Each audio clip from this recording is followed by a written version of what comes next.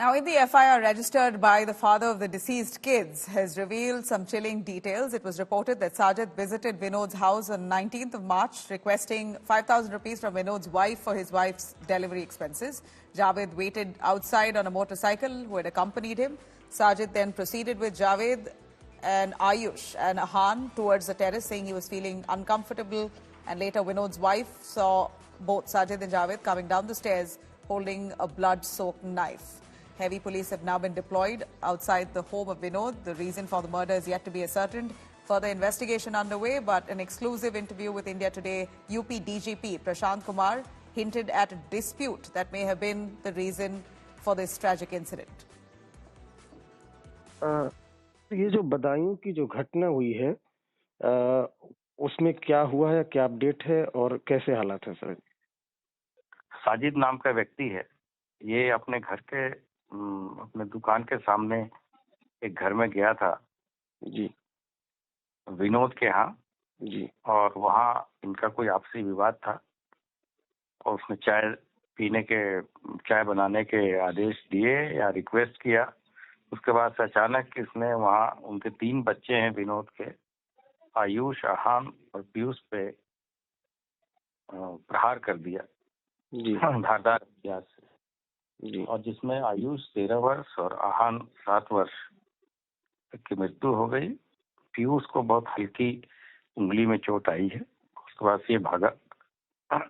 एक मुठभेड़ में साजिद सन ऑफ बबलू, जो प्रारंभिक सूचना मिली है जी, उस पर मारा गया है।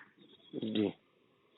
तो सभी अधिकारी वहाँ के रेंज के आईजी, जोन के एडीजी, वहाँ के डिविजनल कमिश्नर, सभी लोग मौके पर हैं। सभी लोगों से वार्ता कर रहे हैं। वहाँ स्थिति पूरी तरीके से नियंत्रण में है। ये बताया गया कि जो है आरोपी, उसको फैमिली वालों ने बंद कर लिया था अंदर। उसके बाद आप क्या प्रकरण हुआ, कैसे भागा हुआ आपकी तरफ से? देखिए, वो पूरी डिटेल में मैं आपको शेयर करूंगा, क्योंकि मैं थोड़ा जल्दी में हूँ। वो आरोपी जो था उसने जो है इन बच्चों की हत्या की थी और हत्या की थी। पुलिस पे उसने फायर किया। पुलिस ने अपने बचाव में उस पर जवाबी फायर किया है, जिसमें उसको गोली लगी और उसकी मृत्यु हो गई है। उसमें एक युवक ने एक घर में मुस्लिम उसका ये घर है, 2 बच्चों की हत्या की। उसको लेकर कुछ लोग आक्रोशित हो गए हैं। उनको बुलाया गया, बॉडीज को पोस्टमार्टम के लिए लोगों ने भिजवाया है और उनको आश्वस्त किया गया है कि न्यायपूर्ण कार्रवाई है, कानूनी कार्रवाई लोग। Now, while the probe is still underway to know what exactly was the reason behind this gruesome murder of 2 innocent kids, politics has now erupted. Samajwadi Party has accused the BJP of winning elections by instigating riots and carrying out such incidents and fostering communal tensions. The Samajwadi Party has alleged BJP is weaponizing religious disputes, supporting hooligans and troublemakers in Uttar Pradesh. Congress Party has now sharply criticized the Yogi government, labeling the situation as Jungle Raj, demanding the government's resignation. The BJP has expressed shock over Badaun incident, criticizing the Samajwadi Party for politicizing this matter. Yogi Adityanath government has reiterated its commitment to taking stringent action against the perpetrators. Sapa को अपने घटते हुए गिरते हुए जनाधार को लेकर के ऐसी बातें कह रहे हैं। योगी जी हिंदू हो या मुसलमान, जिसने भी कानून को अपने हाथ में उत्तर प्रदेश में लेने की कोशिश की है, उसको बख्शा नहीं गया है। समाजवादी पार्टी का यही असली कैरेक्टरिस्टिक है कि समाजवादी पार्टी हमेशा समाज को गुमराह करके और उसके ऊपर अपनी राजनीतिक रोटियां सेकना चाहती है।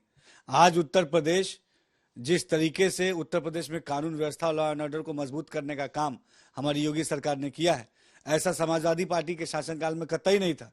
समाजवादी पार्टी को ये समझना चाहिए कि हर बात पर राजनीति करना ये कहीं से उचित नहीं है। ऐसा बीजेपी वाले हमेशा चुनाव के वक्त हिंसा करवाते हैं। बहुत ही दुखित, बहुत ही निंदनीय घटना हुई है। तो ये देखिए, सरकार का लॉ एंड ऑर्डर पूरी तरह से फेल है। जो जिला प्रशासन और पुलिस प्रशासन ने, इसको हम बधाई देते हैं, लेकिन पर्दाफाश भी तो होना चाहिए था। क्यों घटना ऐसी हुई है? पर्दाफाश होना चाहिए था। एक तो फरार है, एक एनकाउंटर हो गया है, एक फरार है, तो पर्दाफाश होना चाहिए। मुझे लगता है कि बार बार योगी आदित्यनाथ जी के ये दावे बेकार हुए जा रहे हैं और फेल साबित हो रहे हैं कि उत्तर प्रदेश से अपराधी भाग गए हैं। अगर उत्तर प्रदेश से अपराधी भाग गए हैं तो 5 कालिदास मार्ग के पास भी गोलियां चलती हैं, जहां पे मुख्यमंत्री रहते हैं, और बदायूं जैसे जघन्य अपराध भी होता है। इसी सरकार में हमने हाथरस भी देखा, हमने कठुआ कांड भी देखा। मुझे लगता है कि भारतीय जनता पार्टी और केंद्र नेतृत्व को कम से कम उत्तर प्रदेश में ध्यान देना चाहिए कि इस प्रकार के जघन्य अपराध मुख्यमंत्री के बार बार कहने के बावजूद भी हो रहे हैं। ये कानून व्यवस्था में बड़ा सवाल। उत्तर प्रदेश में कानून का राज नहीं है। उत्तर प्रदेश में भारतीय जनता पार्टी का राज है, जंगल का राज है। इसलिए हर अपराधी अपने मन की कर रहा है और पुलिस भी अपने मन की कर रही है। जंगल राज की पराकाष्ठा है, छोटे छोटे बच्चों की गला रेत करके हत्या कर दी जाती है। क्या ये भाजपा राज है योगी जी? इसको आप राम राज कहेंगे?